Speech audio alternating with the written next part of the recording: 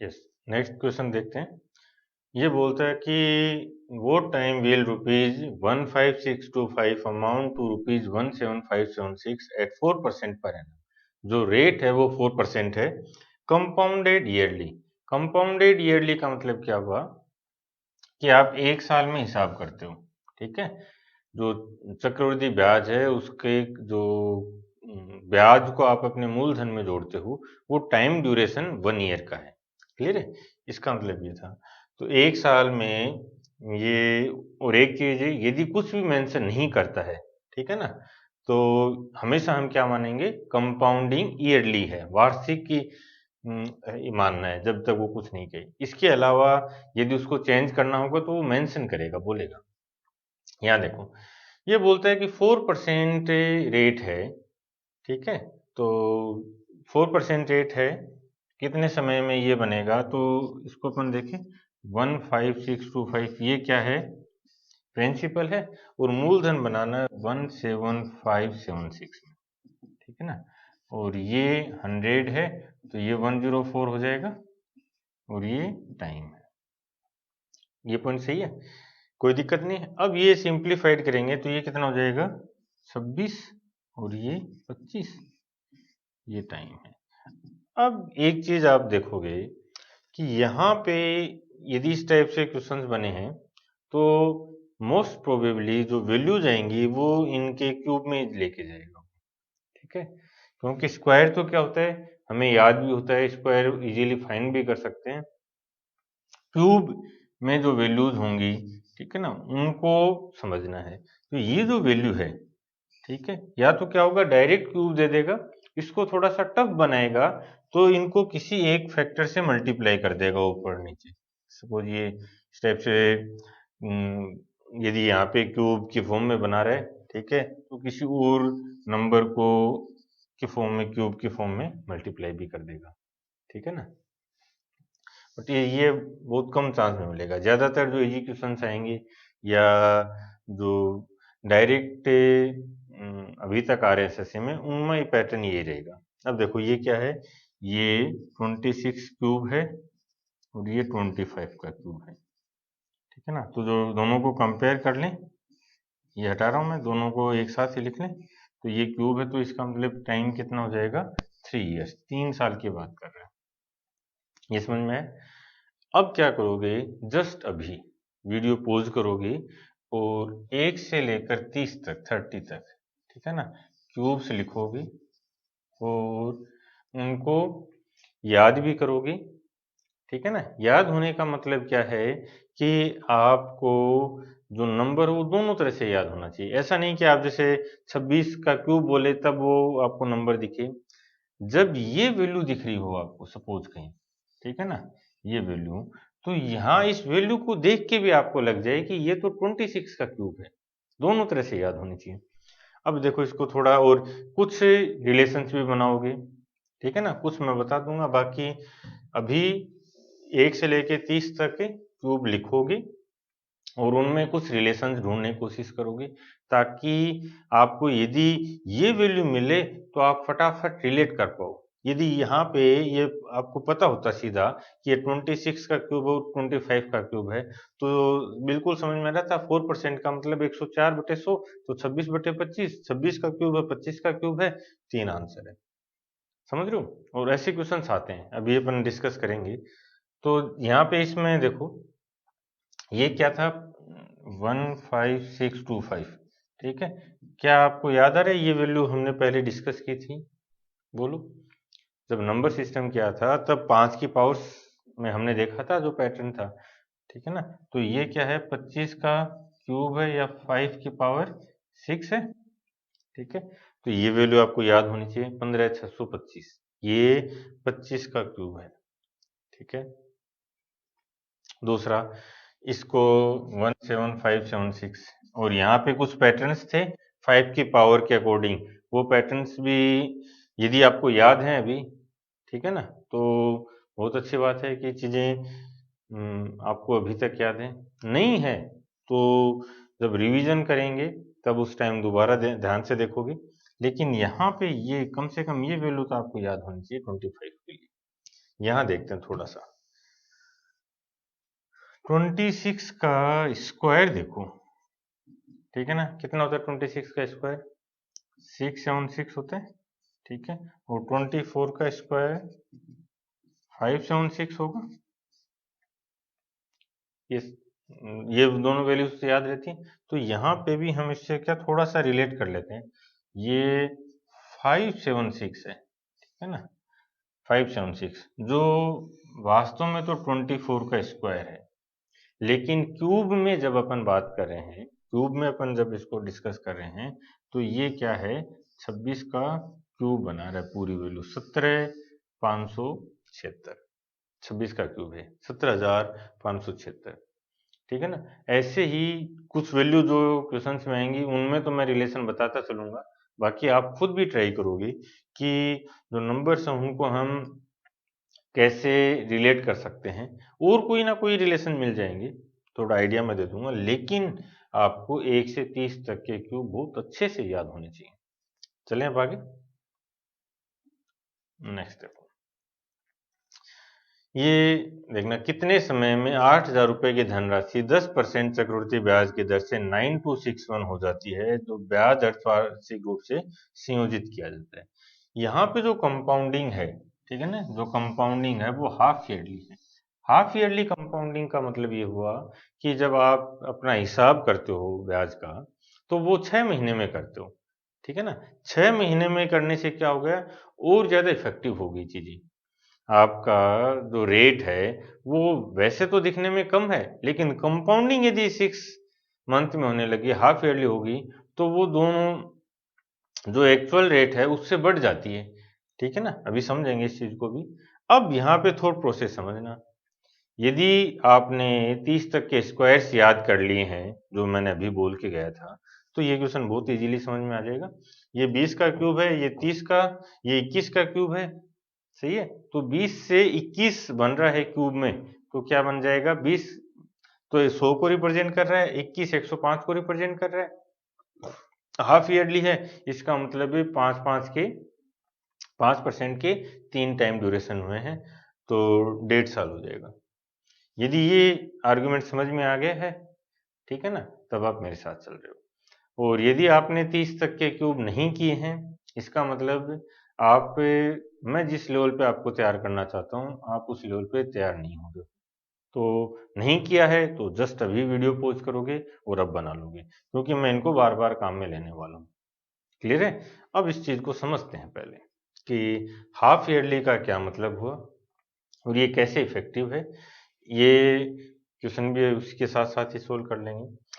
जब half yearly बनता है, ठीक है ना, तो इस जो फॉर्म बन रही है मैं उसको एक पहले जनरलाइज फॉर्म लिखता हूँ, ठीक है ना, 100 प्लस आर ऑन 100, और ये टी है, ठीक है ना, ये टी हो गया।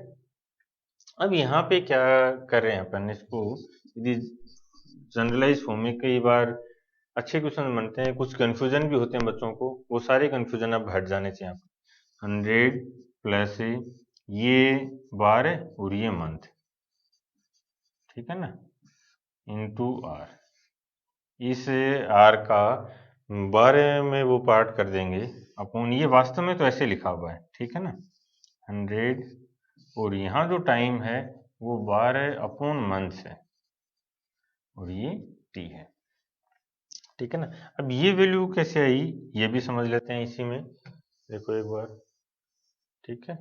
तो ये हो जाएगा ए अपॉन पी 100 प्लस, हम एक साल की बात करें, एक साल के लिए पहले एक साल बता दे तो फिर अपन 6 महीने 3 महीने के लिए देख लेंगे। एक साल की बात हो रही तो एक साल में कितने महीने, 12 महीने हैं, तो मंथ में है तो 12 ये हो जाएगा आर, ठीक है ना, अपॉन 100, और 12 में ये 12 रहेगा, इसमें मंथ से डिवाइड करना है, तो 12 वो, ठीक है ना। तो ये फॉर्म वही हो जाएगी, ये 1 हो गया, ये भी टी हो गया। तो जो अपन वास्तव में जो फॉर्म लिखते हैं, समझ रहे हो ना, जो फॉर्म लिखी जाती है ये अपन नहीं लिखते ना, ये 100 प्लस आर लिखते हैं, और ये फॉर्म भी नहीं लिखते, टी लिखते हैं। तो उसमें क्या है, 12/12, और इधर भी 12/12 है, इनको अपन छोड़ देते हैं, क्यों, क्योंकि ये सिंप्लीफाइड होके 1 1 को रिप्रेजेंट करता है, सही है। अब आप खुद बना सकते हो। यदि 6 महीने की बात हो रही है तो क्या हो जाएगा, A/P बराबर 100 प्लस 6/12 हो जाएगा R/100, और इधर 12/6T, ये बन जाएगा। ठीक है ना। अब देखो एक चीज और समझना है, ठीक है ना, यहां से हमेशा याद रखोगे, चाहे तो आप खुद कोई फॉर्म बनाओ, हो सकता है कि ज्यादातर केसेज में तो मैं आपको बना के दे दूंगा फॉर्म, लेकिन यदि मैं नहीं बना रहा हूं, आप खुद एक कोई फॉर्म जनरेट करते हो, तो वो बिल्कुल जनरलाइज होनी चाहिए। ये नहीं रटना है कि हाफ ईयरली है तो रेट आधी कर दो, टाइम दुगुना कर दो, नहीं। ठीक है ना, हम उससे एक कदम आगे हैं, हम इस चीज को समझेंगे कि ऐसा क्यों हुआ था। सही है, तो वहां से क्या होगा उसका एडवांटेज भी बताऊंगा अभी। देखो A/P, ये क्या हो जाएगा, इसको सिंप्लीफाइड करेंगे तो हाफ हो गया R, ठीक है ना, और ये 2T हो जाएगा। यही तो अपन ध्यान रखते हैं, ये ध्यान रखने इसमें कोई वो भी नहीं है, लेकिन हमें ये पता होना चाहिए ऐसा हुआ। ऐसा क्यों? सपोज वो आपको ये बोल दे कि जो कंपाउंडिंग है वो 5 महीने में हो रही है, ठीक है ना, जो ब्याज संयोजित करता है वो 5 महीने में ब्याज संयोजित करता है, तो उसके लिए क्या फॉर्म बनेगी। सही है, तो अब देखो, जब यदि आप ये रटते हो कि आधा कर देंगे उसको दुगुना कर देंगे, तो वो फॉर्म बनाना आसान नहीं है। पॉइंट समझ में आया, वो फॉर्म बनाना आसान नहीं है, लेकिन जैसे ही हमने इस पॉइंट पे समझा तो हमारे लिए अब आसान है। वो बोलता है 5 महीने कर दो, ठीक है चलो 5 महीने कर देते हैं। तो ये अमाउंट है, ये प्रिंसिपल है, कितना हो जाएगा, 12 महीने है टोटल, रेट 12 महीने के लिए दी हुई है, वार्षिक दर बताता है वो, तो 5 महीने के तो 5/12 हो जाएगा, और यहाँ कितना टाइम हो जाएगा, ये टाइम हो जाएगा, ये फॉर्म बन जाएगी। अब 9 महीने का करना होगा तो यहाँ 9 आ जाएगा और यहाँ भी 9 आ जाएगा। पॉइंट समझ में आ गया। यदि 3 महीने का करना होगा तो 3 महीने का भी कर देते हैं। A/P बराबर 100 प्लस 3/12R, ये 100 और ये 12/3R, ये 3 मंथ के लिए आ जाएगा। इसको सिंप्लीफाइड कर लेंगे तो ये फॉर्म बन जाएगी, ठीक है ना। R/4 लिख रहा हूँ अब डायरेक्ट मैं इसको, 100, और टाइम कितना हो जाएगा 40। तीन महीने की 4 पार्ट हैं एक साल में, जो टाइम ड्यूरेशन है 3 month 3 month 3 month 3 month, 4 time duration है, तो ये इसको रिप्रेजेंट करता है 40, कि जो एक साल का टाइम ड्यूरेशन है उस टाइम ड्यूरेशन को यदि अपन 3 मंथ में डिवाइड करें तो वो 4 टाइम्स हो जाएगा। क्लियर हुआ ये पॉइंट? अब यहाँ से फायदा क्या हुआ, मान लो 9 मंथ के लिए बनानी हो तो कुछ नहीं करना है, यहाँ सिंपली 9 कर देंगे, ये 9 मंथ के लिए हो जाएगा, और यहाँ भी 9 कर देंगे। वो 5 मंथ के लिए डायरेक्ट फॉर्मूला पूछ सकता है कि 5 महीने के क्या फॉर्मूला बनेगा, ठीक है ना। तो जब भी जनरलाइज करेंगे चीजों को तो हमेशा इस चीज का ध्यान रखना है। तो यहाँ से देखो अभी अमाउंट है 9261/8000, ठीक है ना, ये वैल्यू है, और 10% है, और ये जो रेट है ये क्या है, पर एनम है, 10% पर एनम, ठीक है। यानी एक साल में यदि वो कंपाउंडिंग करता तो 10% बनता, लेकिन वो तो हाफ ईयरली कर रहा है, उसने बोला हाफ ईयरली, तो रेट हाफ कर दें तो कितना हो जाएगा 5, तो 100 प्लस 5, और जो टाइम है वो 2T हो जाएगा। सही है, तो अब ये ईयर में आएगी ये फॉर्म, ठीक है ना, तो अपन पहले एक बार इसको टी के फॉर्म में ले लेते हैं, ठीक है। क्यों ले रहे हैं अभी समझाता हूँ।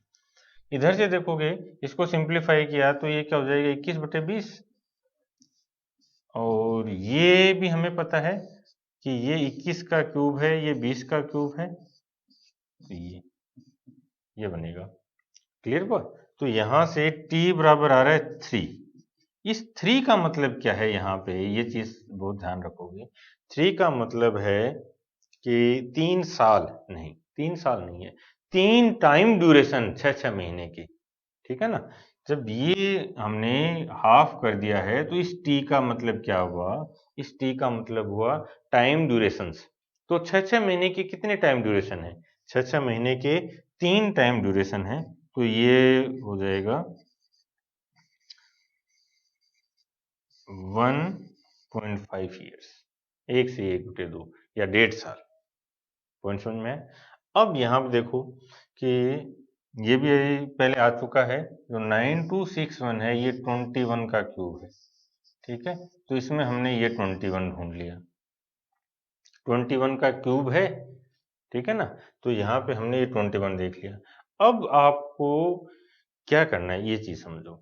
रटने का मतलब ये बिल्कुल भी नहीं है कि आप दिन में बस ये रखो कि ये 9261 इसका क्यूब है, इसका क्यूब है, नहीं। हम रटने का मतलब है कि पहले तो ये समझना है कि रटना क्या होता है, या फिर जो मैं एस्पेक्ट बात करता हूँ कि आपको ये चीज पता होनी चाहिए। यदि ये चीज पता है तो इसके क्या एडवांटेज हैं, जैसे मैंने परसेंटेज रेसिप्रोकल वैल्यूज याद करवाई हैं, समझ रहे हो। मैं किस कंटेक्स्ट में बात करता हूँ, थोड़ा सा वो समझा रहा हूँ मैं यहाँ पे। हम जिस कंपटीशन में हैं, ठीक है, इंडिया का कोई भी ऐसा कंपटीशन नहीं है, चाहे वो आईएएस का हो, चाहे वो सीडीएस का हो, कोई भी ऐसा कंपटीशन नहीं है जहां पे यदि आपको कुछ फैक्ट्स, कुछ चीजें याद हैं तो आपको उसका एडवांटेज जरूर मिलेगा। समझ रहे हो ना, जरूर मिलेगा ही मिलेगा एडवांटेज।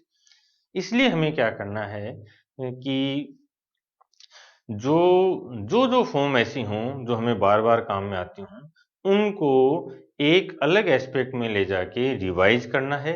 जब क्वेश्चंस आए तो हमें उन पे फोकस करना है और कोशिश करनी है कि वो हमारे माइंड में, मेमोरी में बना रहे, ठीक है ना। अब यदि मान लो एक लड़का है, ध्यान से समझ लें इस आर्गुमेंट को, और ये हर जगह अप्लाई होगा। यदि एक लड़के को ये पता था, क्वेश्चन पढ़ रहे हैं दो लड़के, दोनों कॉन्सेप्ट में बराबर हैं, ठीक है ना, मैं उस लेवल पे लेके मानो कि कॉन्सेप्ट के लेवल पे दोनों बराबर हैं, ठीक है। दो लड़के उन्होंने बिल्कुल अच्छे बराबर कॉन्सेप्ट तैयार कर लिए, लेकिन एक लड़का वो है जिसको वैल्यूज याद भी हैं, समझ लो, या साधारण भाषा में कहें कि उसने वैल्यूज को रट लिया है, ठीक है। बाकी जो रटना का जो कोनोटेशन है वो नेगेटिव है, बट मैं किस एस्पेक्ट में बात कर रहा हूं वो आप चीज समझोगे। एक लड़के को ध्यान है, उसको याद है कि 9261 का क्यूब होता है। तो जैसे उसने देखा तो उसको ये दिखता है 21 का क्यूब, ये दिखता है 20 का क्यूब, ठीक है। तो 21 और 20 को जब वो परसेंटेज में यहाँ इस 100 प्लस एक्स की, 100 प्लस आर की फॉर्म में कन्वर्ट करता है, तो 20 का 5 गुना 100, 21 का 5 गुना 105, तो जो रेट है वो 5 हो रही है, ठीक है ना। और वो जस्टिफाइड है, देखो पूरे साल के लिए 10% है, पूरे साल के 10% है तो हाफ ईयरली 5% हो जाएगी। इसका मतलब जो टाइम है वो 3 टाइम पीरियड्स हैं 6-6 महीने के। तो जो टाइम टोटल हुआ तो 6-6 महीने के 3 पीरियड या 1.5 साल, ये आंसर, ठीक है ना। वो इसको डायरेक्ट सोल्व कर देगा। पॉइंट समझ में आ गया? वो इसको डायरेक्ट ही सोल्व कर देगा। और एक चीज और याद रखना, जब आपको वैल्यूज याद हैं, समझ रहे हो ना, जब आपको वैल्यूज याद हैं तो एक अलग विजन भी डेवलप होता है। आप जो संख्याएं हैं उनके उनमें जो मैसेज छिपा होता है पीछे, ठीक है ना। जैसे यहाँ पे समझ में आया, ये 9261 ही क्यों लिया, वो यही वो मैसेज दे रहा है आपको, ओपनली मैसेज दे रहा है कि देख भाई, क्या तुम ये देख पा रहे थे, समझ रहे हो ना। और इसलिए हम क्या करेंगे, 1 से लेकर 30 तक के क्यूब से को अप्लाई करेंगे, उनको याद करने की कोशिश करेंगे। और याद करने का मतलब क्या है, आप कुछ लिंक बना लोगे, ठीक है ना। जैसे यहाँ पे हमने देखा ये लिंक आ गया कि 9261 है, ये 21 का क्यूब है। और ये पहले भी आया था जब परसेंटेज कर रहे थे, तब इसको 9261 को हमने क्या लिखा था, 21 क्यूब या 7 क्यूब इंटू 3 क्यूब, ये फॉर्म बनाई थी और 7 से 7 कैंसिल किए थे, समझ रहे हो ना। तो वो एडवांटेज तो है ही है, स्पेशली यहाँ पे बहुत बड़ा एडवांटेज है। ये पॉइंट समझ में आया, ठीक है ना। तो अब आगे चलते हैं। ये चलो मैं एक बार इसको वैसे बता देता हूँ। रेट है वो हाफ हो जाएगी तो 5 हो जाएगी, तो 105 अपॉन 100 है, ठीक है ना। यहाँ टी और ये जो वैल्यू है 9261 और 8000। 21 105 को रिप्रेजेंट कर रहा है 5%। तो 5% ये रहा, इसका मतलब 1.5 क्यूब का मतलब ये हो जाएगा। और ये वैसे भी दे सकता था, हाफ ईयरली नहीं बोलता तो 5% ऐड कर देता, तब हमारा आंसर 3 इयर्स हो जाता। देखते हैं, इस बार मेरे साथ चलना, ठीक है ना। देखो थॉट प्रोसेस कैसे जनरेट होती है। यहाँ देखो, ये बोल रहा है कि एसबीआई ने टाटा ग्रुप को चक्रवृद्धि ब्याज पे पैसे दिए, 1331 रुपए दिए और 3 साल बाद उसे 1728 रुपए मिल गए, तो ब्याज की रेट क्या है। इसका मतलब ये देखो 3 साल बाद है, ठीक है ना। तो ये किसका क्यूब है, 11 का क्यूब है, ये 12 का क्यूब है। तो 11 रुपए दिए थे और वो 12 रुपए बन गए, और 3 बार हुआ है तो 11 क्यूब और 12 क्यूब। इसका मतलब है 11 रुपए पर उसको 1 रुपए का ब्याज मिला है, ठीक है। तो ब्याज की दर फाइंड करनी है, तो 11 पे 1 रुपए का ब्याज 9.09% होता है, 11 का परसेंटेज रेसिप्रोकल, ये आंसर। बस, अब इतना ही टाइम लगना था, समझ रहे हो। देखो कैसे अलग अलग तरह से वो चीजें अप्लाई करता है, तो ये बहुत इंपॉर्टेंट है। दूसरा, जो क्वेश्चन अपन देख रहे हैं वहां पे आप डिजिट सम भी अप्लाई कर सकते हो। कोशिश करोगे कि डिजिट सम को कैसे अप्लाई करेंगे, ठीक है।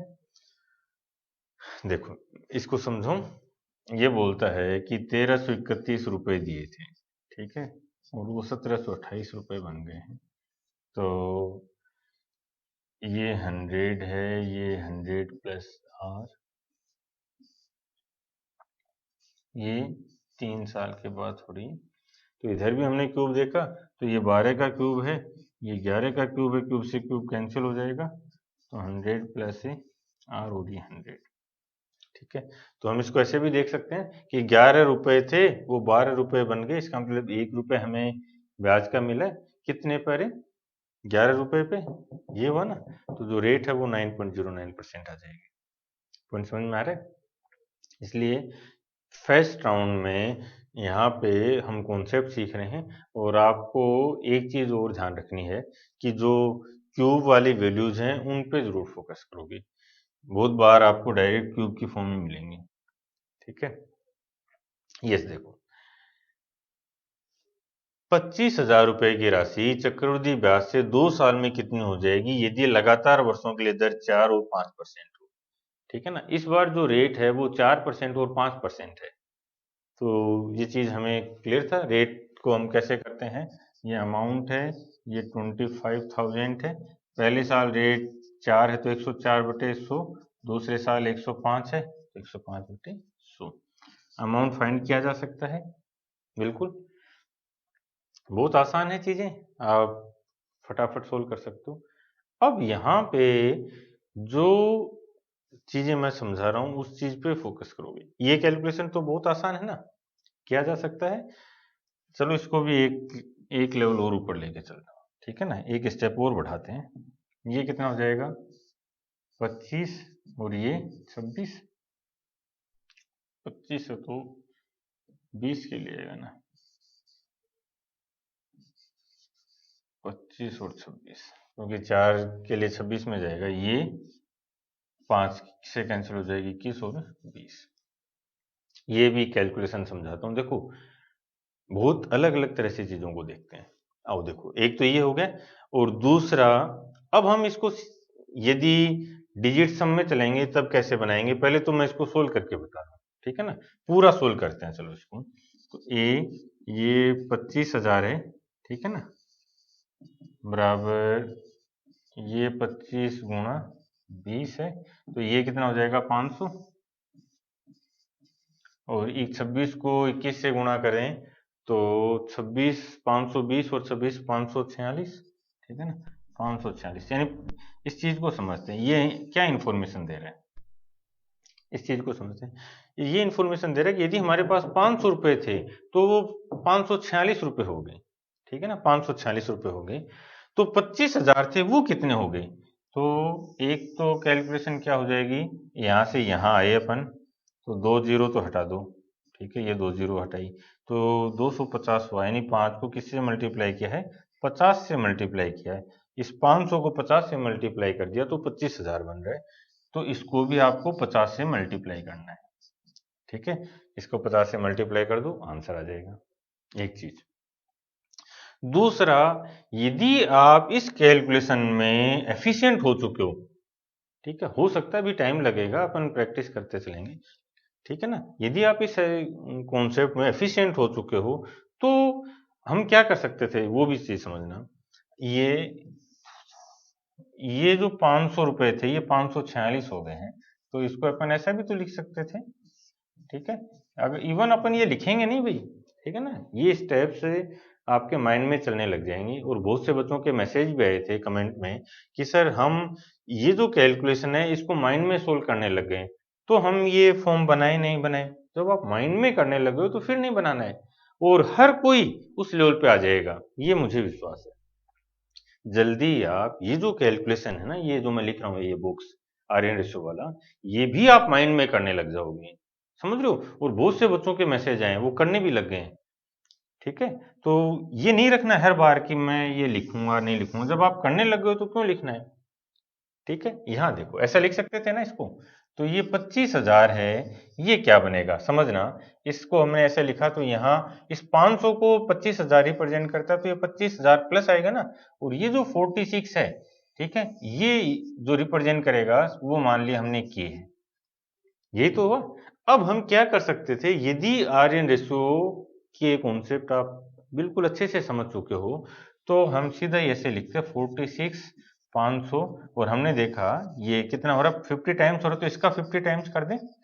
50 गुना करना है तो पहले तो इसको आधा कर दें, ठीक है ना, आधा कर दें 23, और 2 जीरो लगा दें तो 2300 हो जाएगा। 1 जीरो तो ये, और इस 5, ये मैं बता चुका हूँ, इसको 5 से मल्टीप्लाई करने हैं, ये है ना। तो इसको अपन क्या कर रहे हैं, 10 और 2 लिख सकते हैं, ये 2 कैंसिल कर रहे हैं, 23 और 1 जीरो, ये तो 230, तो ये 5 के लिए, और 1 जीरो था तो ये 2300। और 500 25,000 को रिप्रेजेंट करता है, इसका मतलब 2300 और इंक्रीज करना है, तो 2300 और जोड़ देंगे 27,300।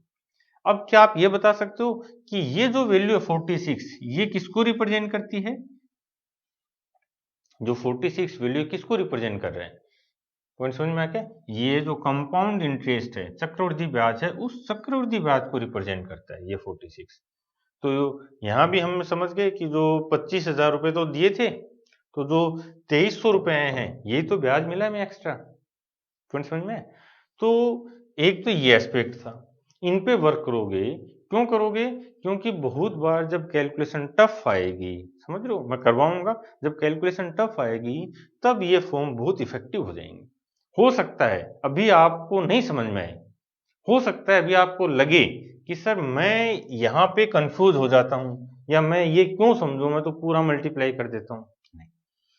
यहाँ इन क्वेश्चंस में इनकी एप्लीकेशंस जो बता रहा हूं, ये तो केवल इनका यूसेज है, वास्तव में इनको अप्लाई तो टफ क्वेश्चंस में करेंगे, ठीक है ना। तो यहाँ वो स्किल्स डेवलप करनी है, ठीक है।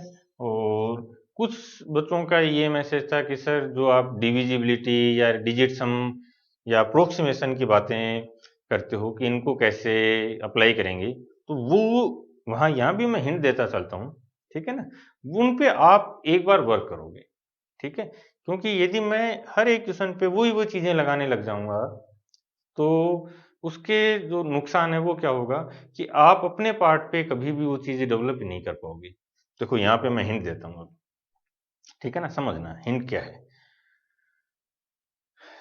104 बन रहा है ना ये, ठीक है, 104, इसको अपन ने सिंप्लीफाई किया तो 26/25, 26 का मतलब प्राइम नंबर 13, तो जो हमारा आंसर है वो प्राइम नंबर 13 से डिविजिबल है। 13 के लिए चेक कर लो, 26,000 में भाग जाता है, 600 में भाग नहीं जाता, नहीं है डिविजिबल, ठीक है। इसमें 13 का भाग जाता है क्या, देखो 2 जीरो को हटा दो, चलो छोड़ो, ठीक है, 13 का भाग, तो 13 दूनी 26, 260 में भाग जाता है, प्लस कितना रह गया 11, नहीं जाएगा, 28 जीरो 50, इसमें देखो भाग जाएगा क्या 13 के लिए। एक 13 के लिए हमने ये भी देखा था कि इनका जो डिफरेंस है उसमें भाग दे के देख लो आप, कितना रहे 22 का, नहीं जाता, भाग नहीं जाएगा। ये देखो इसमें जा रहा है क्या, 23 दूनी 26, 260 प्लस 13, भाग जाता है, ये आंसर, ठीक है ना, ये लो ये आंसर आ जाएगा।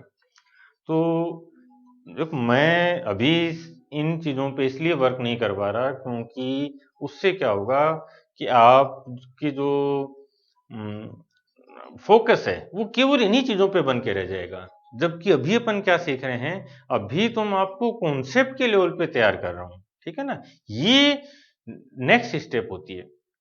जब हमको ये बोले कि चल कॉन्सेप्ट के लेवल पे या पूरा सोल्व करके मुकाबला कर, तो हम पूरा भी सोल्व करेंगे और वहां भी उसको हराएंगे, समझ रहे हो। और जब कंपटीशन में जाएगा, एग्जामिनेशन हॉल में वो हमारे अगेंस्ट बैठेगा, तब हम सोल्व भी नहीं करेंगे, ठीक है। लेकिन वो नेक्स्ट स्टेप है, नेक्स्ट लेवल है।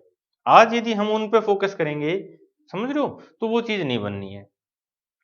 पहले हम कॉन्सेप्ट सीखेंगे, उसके बाद, और कॉन्सेप्ट के लेवल पे भी यदि आप सोल्व करोगे, तब भी हम बहुत आगे हैं, बहुत फास्ट कर सकते हैं, ठीक है।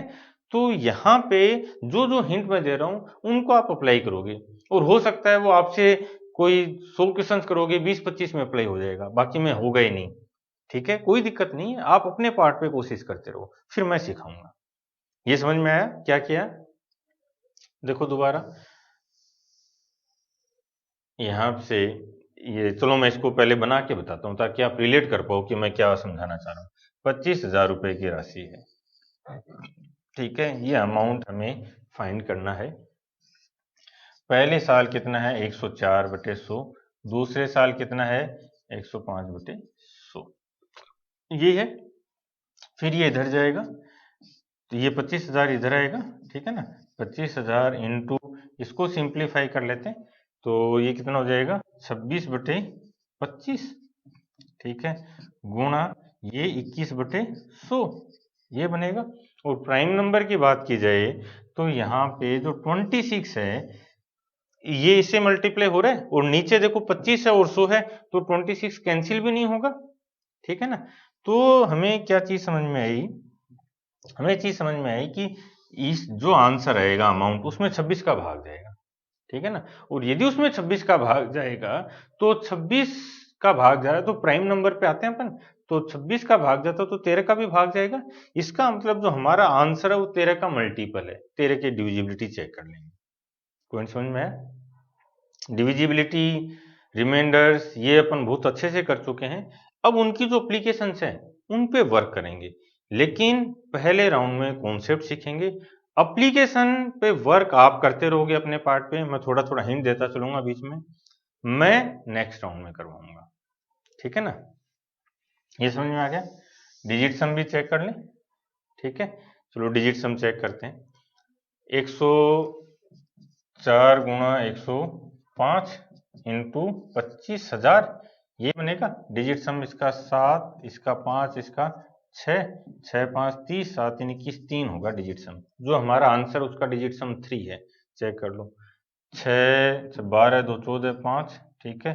डिजिट सम 1, डिजिट सम 3, और 8 और 5 13 2 15 6, ये आंसर, ये डिजिट सम है, ठीक है ना। तो डिजिट सम भी मैच कर सकते हैं। अब क्या करोगे आप? जैसे पहले पूरा कॉन्सेप्ट के लेवल पे सोल्व किया, फिर आप खुद ट्राई करोगे कि लास्ट डिजिट देखता तो कैसे देखता, डिविजिबिलिटी देखता तो कैसे देखता, अप्रोक्सीमेशन पे जाता तो कैसे जाता, समझ रहे हो, हर एक क्वेश्चन पे। इसीलिए मैं बोलता हूँ कि जो मटेरियल मैं आपको दे रहा हूँ ना, वो मोर देन इनफ है यदि आप हर क्वेश्चन पे टाइम देते हो, अलग अलग एस्पेक्ट से उसको सोल्व करने की कोशिश करते हो। कोई बुक नहीं करनी है, कोई दूसरा मटेरियल नहीं करना है, जो मैं दे रहा हूँ उससे आप फर्स्ट रैंक ला सकते हो, और लाएंगे, समझ रहे हो, लाएंगे। ये समझ में आ गया? डिजिट सम भी हमने लगा दिया। अब यदि आप इसको डिजिट सम पे देखते तो देखो थोट प्रोसेस क्या बनती, ध्यान से देखना। 7, ये 100 में चल रहा है, ठीक है ना। 5, 7 गुणा 5 है 35, ठीक है ना। ये 7 है, ये 5 है, 7 5 35, डिजिट सम 8, ठीक है। और फिर 105 को यानी 6 हो जाएगा, 105 6, 8 6 48, डिजिट सम 3, तो जो मेरा आंसर डिजिट सम 3 है वो आंसर है। क्लियर हुआ? जब हम इसको डिविजिबिलिटी में देख रहे थे, तब हमने इस पार्ट को ले लिया, इसको भी ले सकते हो, ऐसी बात नहीं है। ये 21 हो रहा है, ठीक है, इसका मतलब 7 और 3 से डिविजिबल होगा। जो यहाँ देखो, इसको भी ले सकते हो, लेकिन ये चीज देखो, ये इसीलिए मैं बोल रहा हूं कि मैं इस 4 को लूं या इसको लूं, ये क्या होता है, पर्सनल चॉइस है, और ये नेचुरल होना चाहिए। और ये नेचुरल कैसे होगा, जब आप प्रैक्टिस करोगे, ठीक है। क्योंकि 104 है, ये आपको 26/25 दिख रहा है, और 26 का मतलब 13 से डिविजिबल है, तो ये पहली चॉइस होनी चाहिए। ये देख, चलो इसको देखते हैं 105 को, तो ये क्या है, 21/20 बन रहा है ना। 21 का मतलब 7 इंटू 3, यानी वो 7 से भी डिविजिबल होना चाहिए और 3 से भी डिविजिबल होना चाहिए। यहाँ देखो ऑप्शंस में, अब अपन इनको यदि चेक करें तो 7 और 3, तो 3 के लिए डिजिट सम देखो, ये इसका डिजिट सम 5 है, भाग नहीं जाएगा। किसी भी संख्या में 3 का भाग जाता है तो उसका डिजिट सम 369 होना चाहिए। इसका डिजिट सम 5 है तो भाग नहीं जाएगा, हटा दो। इसका डिजिट सम 1 है, भाग नहीं जाएगा। दो ऑप्शन रह गए, इसका डिजिट सम 3 है और इसका 7 है। अब इनमें से किसी एक को चेक कर लो। चलो इसको चेक करते हैं 7 के लिए। यदि ये देखो 28,000 प्लस 50 लिख सकते हैं ना। यदि 28,000 होता तो 7 का भाग चला जाता, ठीक है। तो पहले पार्ट में तो 7 का भाग चला गया, लेकिन जो 50 है उसमें भी 7 का भाग जाएगा, तो हम बोलते दोनों के योग में, दोनों के सम में भी भाग जाएगा। लेकिन 50 में नहीं जा रहा है, इसका मतलब हम ये बोलेंगे कि इसमें 7 का भाग नहीं जाएगा, यह आंसर नहीं हो सकता। ये आंसर है। अब इसको चेक नहीं करोगे, ठीक है ना, इसको चेक नहीं करना है। चेक करके देख लें, चेक करके देख लो, देखो कैसे बनेगा, चेक भी करवा देता हूं। 2733, ठीक है। इसको क्या लिख सकते हैं, 28,000 माइनस 700 लिख सकते हैं ना, ठीक है। इसमें भी भाग जाता है 7 का, इसमें भी जाता है, तो दोनों के डिफरेंस में भी जाएगा। दूसरा देख लो, इसको हम ऐसा भी लिख सकते थे, 21,000 ये लिख दिया, ठीक है, प्लस 6300, ऐसे भी देख सकते थे। इसमें भाग जाता है, इसमें भी जाता है, तो दोनों के सम में भी भाग जाएगा। अब ये माइनस वाला लूं या प्लस वाला लूं, इनमें बताओ कौन सा लें। ये नेचुरल हो जाना चाहिए, ठीक है ना।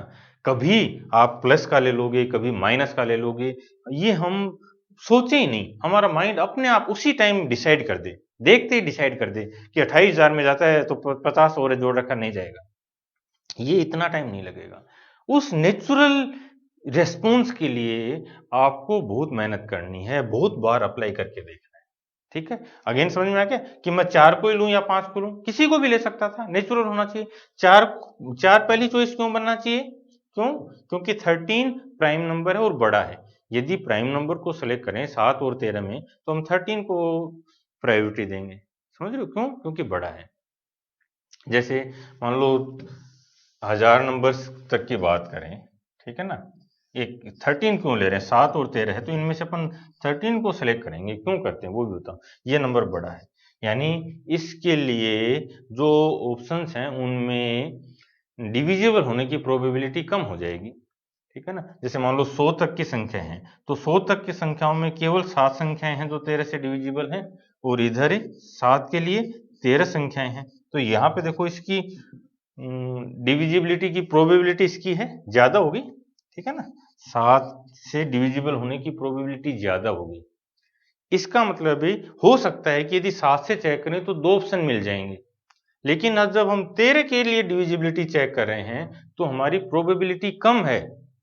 इसका मतलब भी बहुत कम ऐसे केसेस पॉसिबल होंगे जब 13 से 2 या 3 ऑप्शन मिलेंगे, इसलिए हम 13 को सेलेक्ट करते हैं, ठीक है। बाकी ऐसा कुछ भी नहीं, आप अपने नेचुरल रिस्पॉन्स आना चाहिए आपका किसी भी क्वेश्चन को देखते, ठीक है ना। तो ये चीज समझ में आई कि कैसे हम जो डिविजिबिलिटी है, डिजिट सम है, लास्ट डिजिट है, इन पे वर्क करेंगे। इन पे वर्क करवाऊंगा यार, लेकिन सबसे पहले मैं चाहता हूं कि आप कॉन्सेप्ट के लेवल पे चीजें समझो, और जो थॉट प्रोसेस में देना चाहता हूं ना, वो इम्पोर्टेंट है। क्योंकि जो थॉट प्रोसेस है वो भी इतना फास्ट है, वो भी इतना फास्ट है कि हम इनको बहुत जल्दी किसी भी कॉम्पिटिटर से फास्ट कर सकते हैं, ठीक है। यस, नेक्स्ट क्वेश्चन देखते हैं। ये कोई धनराशि है जो कंपाउंड इंटरेस्ट पे 3 साल में 2249.52 हो जाता है, और जो रेट है वो इस बार इसने क्या किया, अलग अलग रेट दे रखी है। पहले 3% है, फिर अगले साल 4% है, फिर 5% है। जो रेट ऑफ इंटरेस्ट है वो चेंज हो रही हैं और ये अमाउंट दे रखा है। फिर आपसे पूछा कि वो प्रिंसिपल क्या है, वो पैसा कितना है। क्लियर हुआ? तो इसको चलो मैं बनाता हूं पहले, वो ध्यान से देखोगे। अमाउंट दे रखा है इसने 2249.52, ये प्रिंसिपल हमें फाइंड करना है। और जो रेट ऑफ इंटरेस्ट है ये अलग अलग है, 103 है इंटू 104 है इंटू 105 100, ये फॉर्म है। पॉइंट समझ में? अब देखो ये जो क्वेश्चन है, ठीक है ना, ये टिपिकल कैलकुलेशन वाला क्वेश्चन है। यहाँ पे वो आपसे सिंपल वे में वो जो क्वेश्चन बनाने वाला है वो आपसे चाहता है कि आप कैलकुलेशन में कैसा करते हो, कितनी फास्ट करते हो, वो आपसे कैलकुलेशन करवाना चाह रहा है। ठीक है ना? तो अभी आप इसको कैलकुलेट करोगे अभी और टाइम नोट करोगे, टाइम नोट डाउन करोगे और कैलकुलेट करके देखोगे आपको कितना टाइम लगा। ठीक है ना? और एक चीज शायद आपको याद भी होगा, आप रिलेट कर पाओगे। 103 है, ये प्राइम है, बताया था मैंने, ये प्राइम नंबर है। तो अब इसको काटा पीटी करने की, जो कैंसिल आउट करते हैं ना, वो काटने की कोशिश मत करना भी। ठीक है? ये कहीं नहीं कटना है, ये चीज भी समझ में आ जानी चाहिए। अदरवाइज आप इसमें भाग दे के देख रहे हो, ऐसा नहीं होना चाहिए। ये तो मल्टीप्लाई होगा ही होगा। तो ये पूरा सोल्व करना है, पहले पूरा कैलकुलेट करोगे फिर आगे बढ़ते हैं। जब इस टाइप की कैलकुलेशन आती है, समझ रहे हो, तो यहाँ पे ध्यान रखना, यहाँ पे जो हमारा थॉट प्रोसेस है, उस थॉट प्रोसेस को कैसे जनरेट करते हैं वो समझते हैं। इस बार हम क्या करेंगे, अप्रोक्सीमेशन पे आएंगे। मैं तीन एस्पेक्ट हैं, तीनों समझा देता हूं।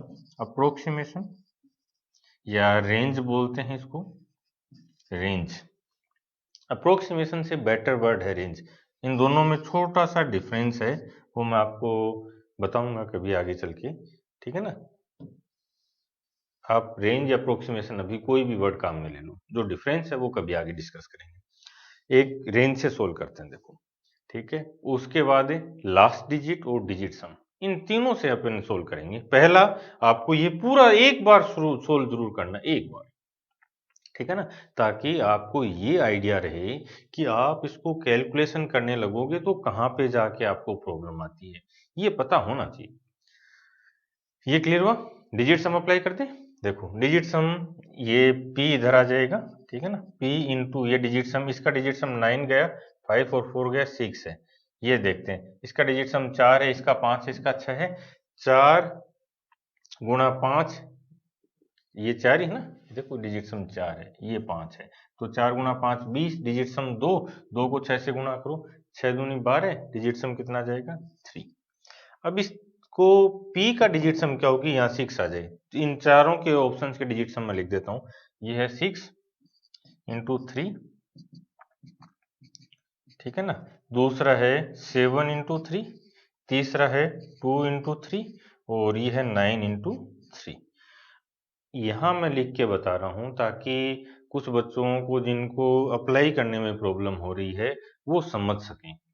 आप जब प्रैक्टिस करोगे तो बिना लिखे प्रैक्टिस करोगे।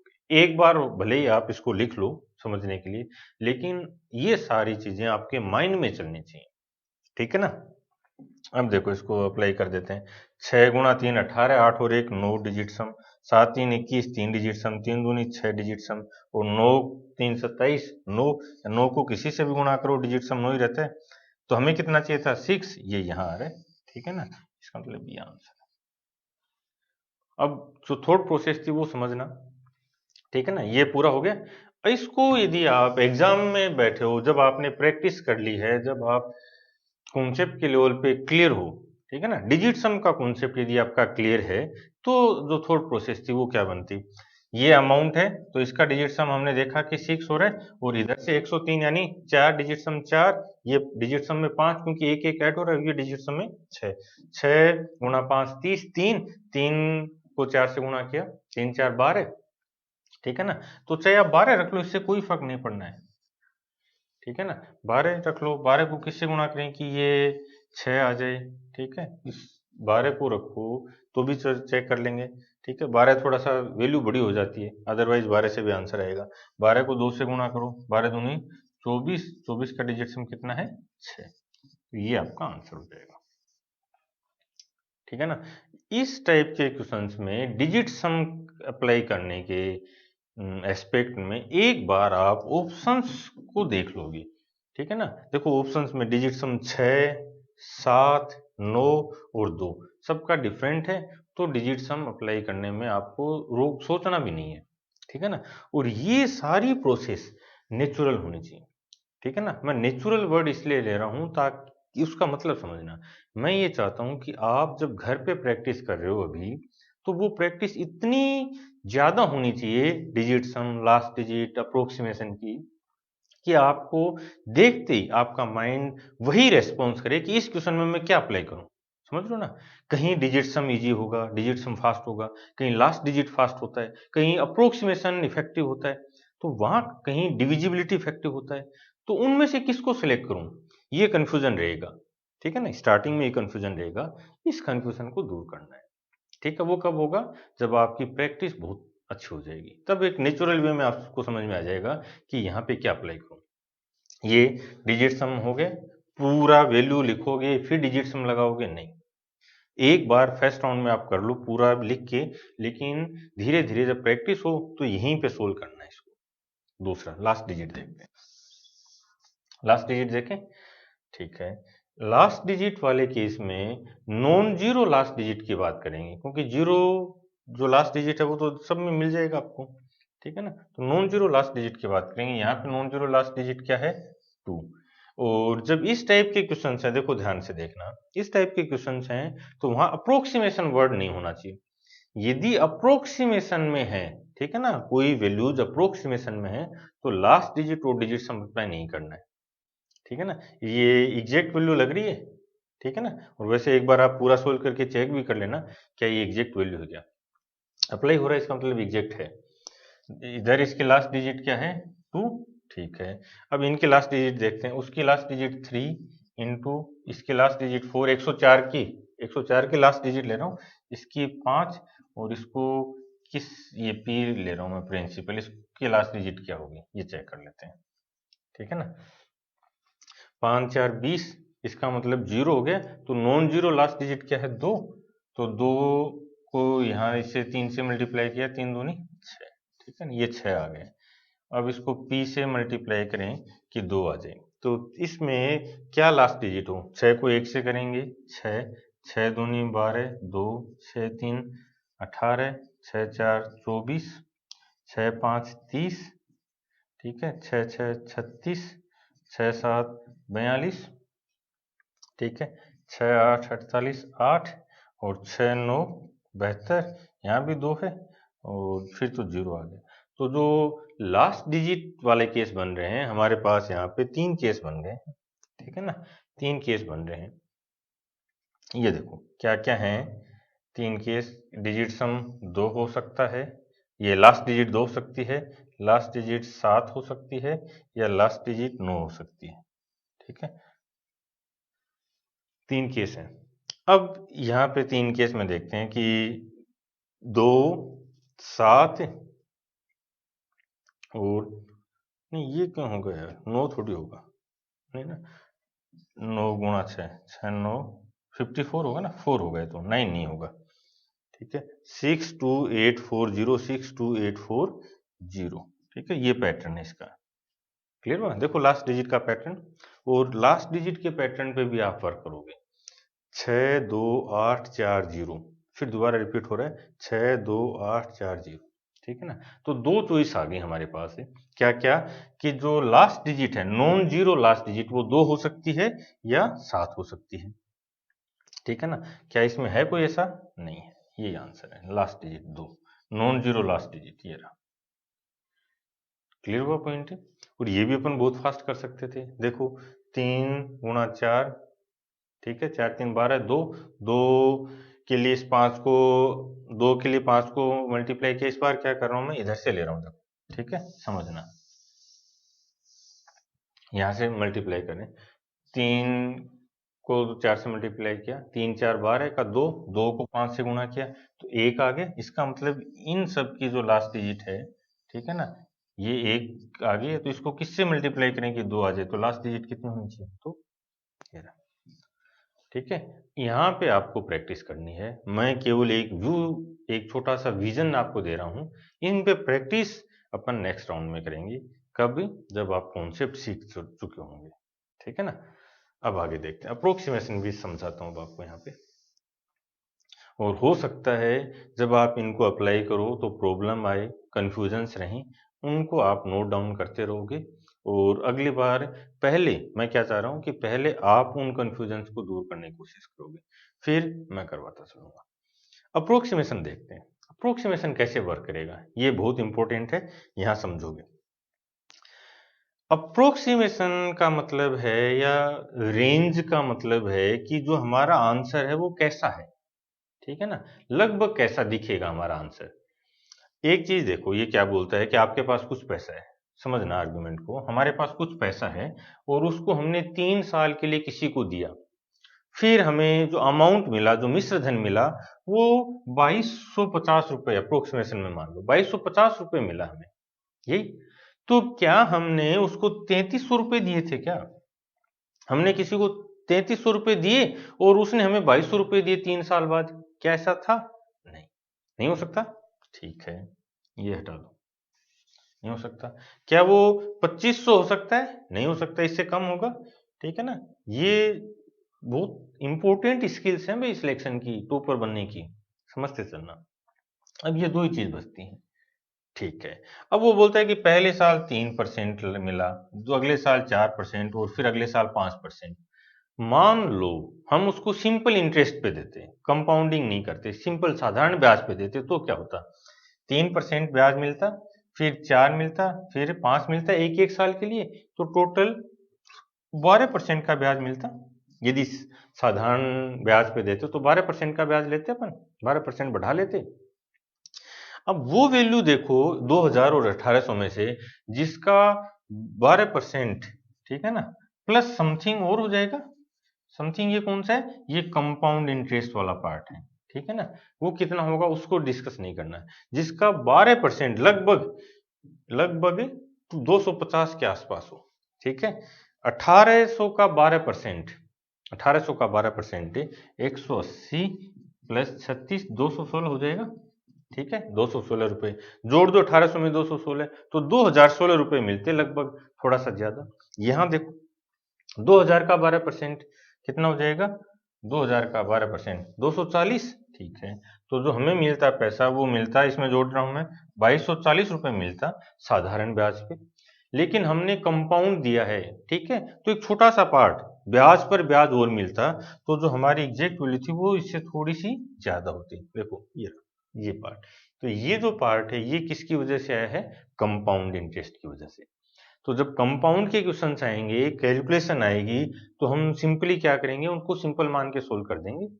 ठीक है ना, सिंपल मान के कर लेंगे, फिर ऑप्शंस के अकॉर्डिंग आपको बहुत कम रेयर चांस मिलेंगे जब यहाँ इस लेवल पे ऑप्शंस मिले कि ये जैसे 2000 है, 2010, 2020, 2030, ऐसे ऑप्शंस दे।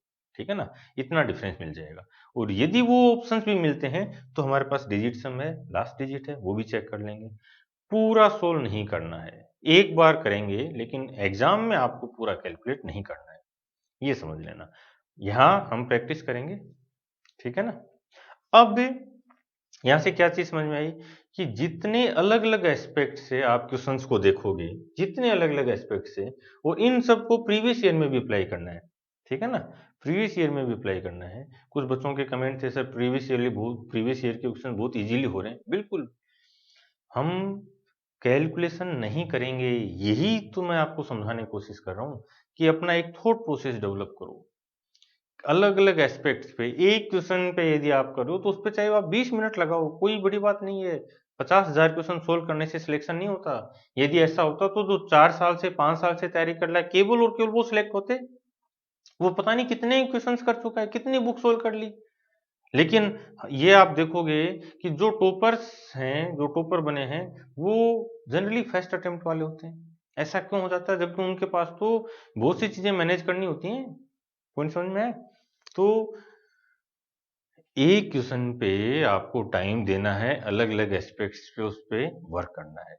ठीक है ना, और चीज़ें अप्लाई हों अच्छी बात है, यदि आप हर बार हर चीज़ अप्लाई नहीं कर पा रहे हो तो परेशान नहीं होना है, ठीक है ना। हर क्वेश्चन में हर चीज़ अप्लाई नहीं हो सकती।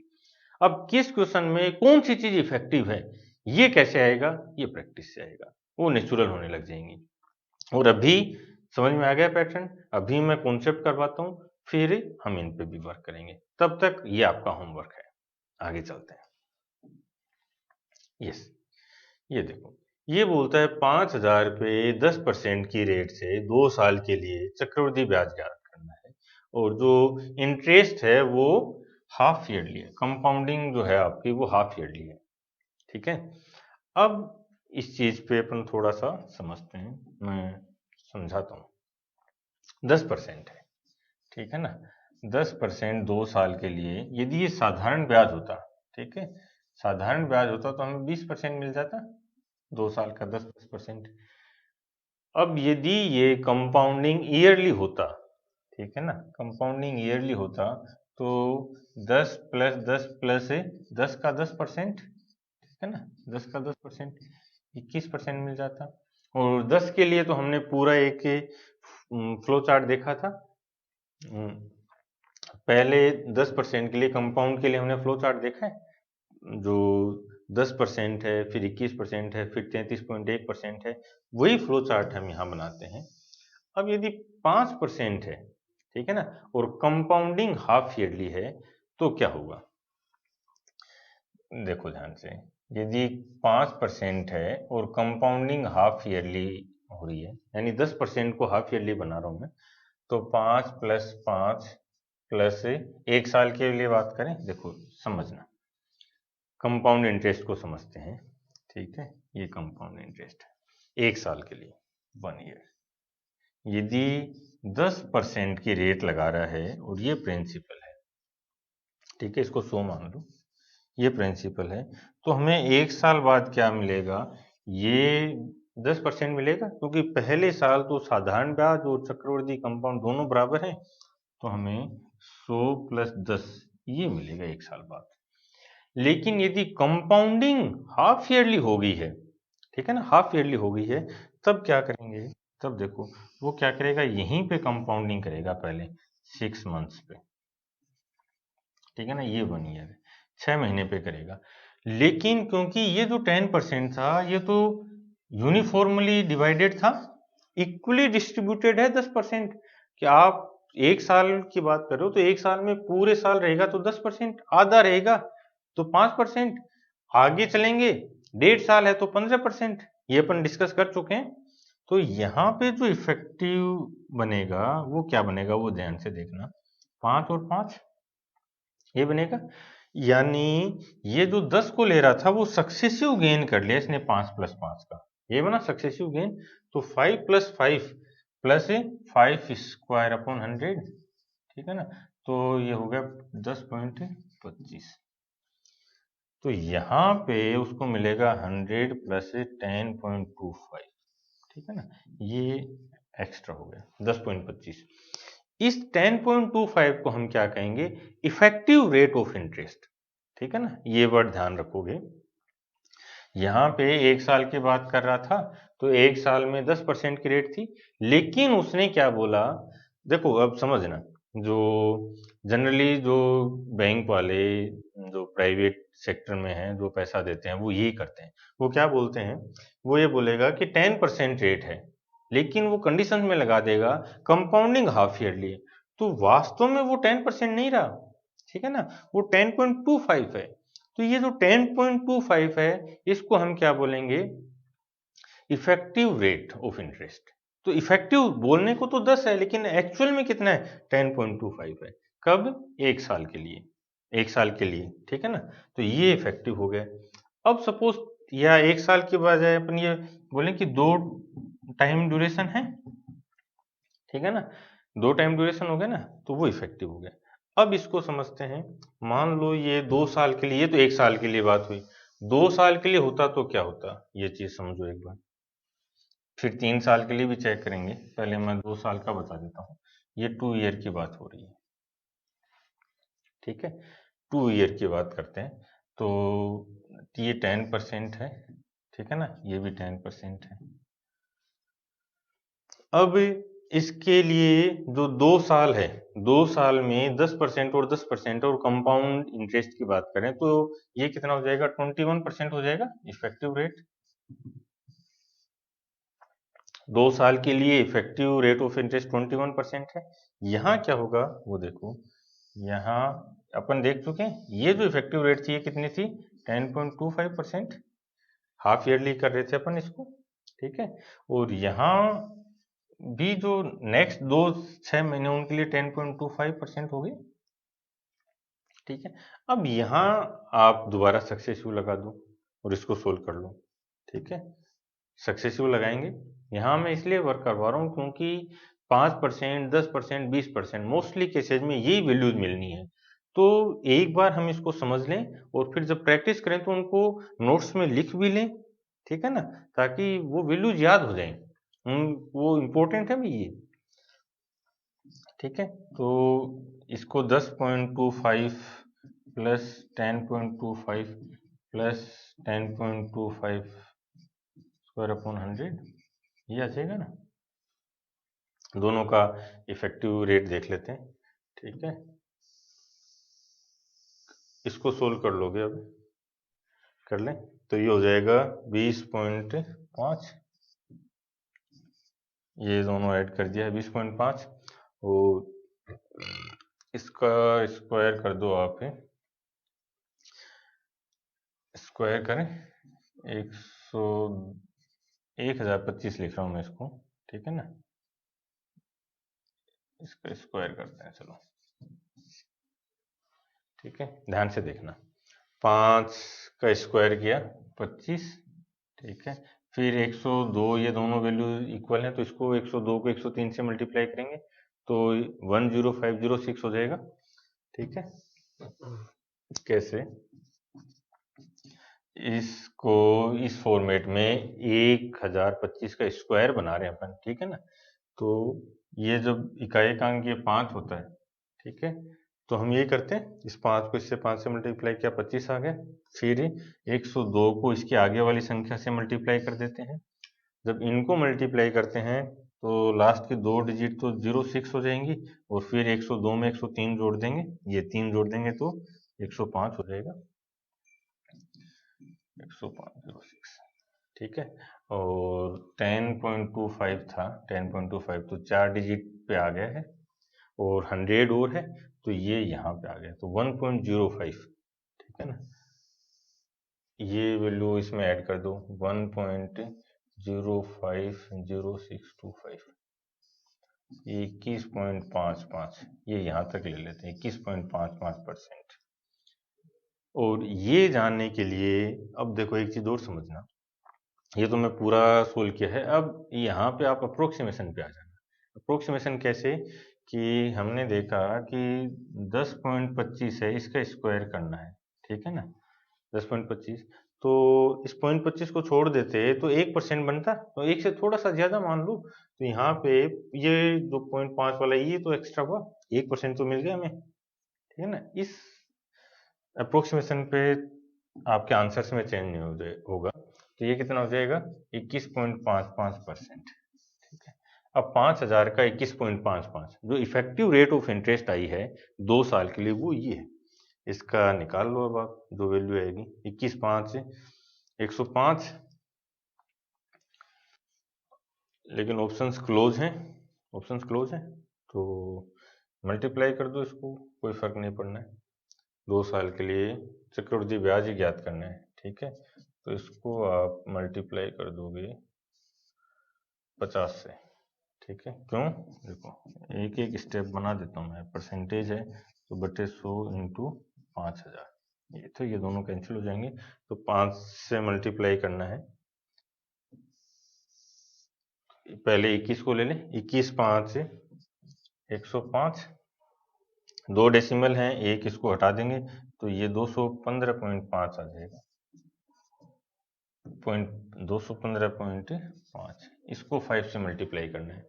तो हम इसको कैसे देख सकते हैं, देखो 210 प्लस 5.5, ठीक है ना, तो 210 मतलब 1050 प्लस 5.5, को 5 से गुणा करना है, तो 5.5 को 5 से गुणा करना है, तो 25 और 2.5 यानी 27.5, ये हो जाएगा 27.5। ये अप्रोक्सीमेट वैल्यू है 1077.5, ये रहा, ठीक है ना।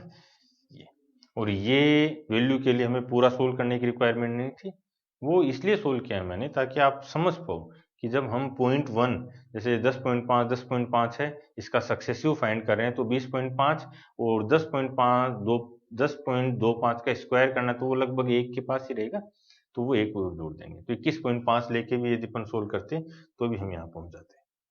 इतना इतना डिफरेंस तो मिलेगा आपको। क्लियर हुआ ये चीज। अब 3 साल के लिए उस इफेक्टिव रेट को और देख लेते हैं, ठीक है ना। और ये वैल्यूज याद रखोगे भैया आप, ठीक है ना। 4 साल के लिए यानी 4 ड्यूरेशन के लिए, 4 साल नहीं 4 ड्यूरेशन, 6 महीने की, 2 साल के लिए जो इफेक्टिव रेट ऑफ इंटरेस्ट है वो 21.55% आ गई है। कितने के लिए? जो वार्षिक 10% था, ठीक है ना। अब देखते हैं 3 टाइम पीरियड देखते हैं 6 महीने के, ठीक है, ये भी इंपॉर्टेंट है। अब क्या होगा यदि आप ये फोकस करते जा रहे हो कि 10% ली तो 2 साल का क्या है या 1.5 साल का क्या है, 1 साल की इफेक्टिव रेट क्या है, और आप थोड़ा सा अपने माइंड को ये मैसेज दे दो कि ये वैल्यू मैं याद भी रख लूं तो मेरे लिए इजी रहेगा क्वेश्चन, तो आपका माइंड इतना सुपीरियर है, हम लोगों का माइंड इतना सुपीरियर है, इतना वास्ट है कि हम जो चाहें उस लेवल पे तैयार कर सकते हैं। प्रॉब्लम क्या है? प्रॉब्लम ये है कि उस लेवल पे ट्रेनिंग नहीं है माइंड की, इसलिए लगता है कि यार ये भी रट लूंगा क्या, ये याद रहेगा क्या, मेरे तो इतना दिमाग ही नहीं है, मेरे तो नंबर ही नहीं आते थे। नंबर आना नहीं आना वो अलग बात है, आज से माइंड को ट्रेनिंग दो, ये अचीव करूंगा, और आप देखोगे आपका माइंड वैसे ही रिएक्ट करेगा। तो आज के बाद जब आप क्वेश्चन सोल्व करते हो, जो मैं बोल रहा हूँ कि ये वैल्यूज आप याद रखने की कोशिश करोगे, तो आप माइंड को बोलो कि हाँ भाई मुझे याद होनी चाहिए वैल्यूज, और सच बता रहा हूँ आपको याद रहेंगे। आओ देखते हैं यहाँ पे 1 साल के लिए जो इफेक्टिव रेट थी वो कितनी थी? 10.25, ठीक है ना, 10.25। फिर आगे ये क्या है? 5 ये है ना, ये 6 मंथ्स है, ये 1 ईयर है, और ये 1 ईयर एंड 6 मंथ्स। हम क्या देख रहे हैं कि जो 10% एनुअल रेट ऑफ इंटरेस्ट है, यदि वो हाफ ईयरली कंपाउंड हो तो वो 3 टाइम ड्यूरेशन में यानी 1.5 साल में वो एक्चुअल में इफेक्टिवली रेट ऑफ इंटरेस्ट में किसके बराबर होगा। 2 साल के लिए हमने देख लिया 21.55, 1 साल के लिए भी हमने देख लिया क्या था 10.25, तीसरा पार्ट और देख लेते हैं, ठीक है ना। और ये आपके लिए होमवर्क है, 20% है, उसके लिए 1 साल का, 1.5 साल का और 2 साल का, ये आप फाइंड करोगे, ठीक है ना, और याद भी रखने की कोशिश करोगे, सच में याद हो जाएंगे। अभी आपको लग रहा होगा कि सर कैसे रहेंगे, भूल जाऊंगा, भूल जाओ, भूल जाना यार, लेकिन आप अपने माइंड को तो बोलो याद रखूंगा, और याद रखेगा माइंड, यही सबसे खास बात है। आप ये बोलो भूल जाऊंगा तो वो बोलेगा ठीक है भूल जाएंगे, और आप ये बोलोगे याद रखूंगा तो वो उसको याद रखना है। माइंड तो हमारा गुलाम है, मास्टर तो हम हैं। अब आप जैसे माइंड को ट्रेनिंग दोगे वो वैसे ही ट्रेन है। आओ देखें, तो 10.5 + 5, ये इन दोनों में सक्सेसिव लगा दें। अब क्या करें अपन, इन दो में सक्सेसिव लगाया तो ये वैल्यू है, तीसरे के साथ सक्सेसिव और लगा देते हैं, तो ये वैल्यू 10.25 + 5 प्लस 10.25 इंटू 5/100, ठीक है। मैं यहाँ एक एक स्टेप लिख रहा हूँ ताकि कहीं कोई स्टेप मिस ना हो, आपको कोई कंफ्यूजन ना हो। ये जोड़ देंगे तो 15.25 प्लस इसको मल्टीप्लाई कर दें, तो 25 को 5 से गया तो 125, और ये 5, तो ये 5125 ये आ जाएगा, सही है ना। यहाँ 0 है, इसका मतलब 25 को 5 से गुणा किया तो 125 सीधा सीधे आ गया, और 5 आ गया, और 100 2 तो पहले था, 100 है तो ये जो डेसिमल है ये अब यहाँ आ जाएगा। अब इसमें ऐड कर देते हैं 15.5 5125, तो ये हो जाएगा 15.7625, ठीक है ना। ये इफेक्टिव रेट है।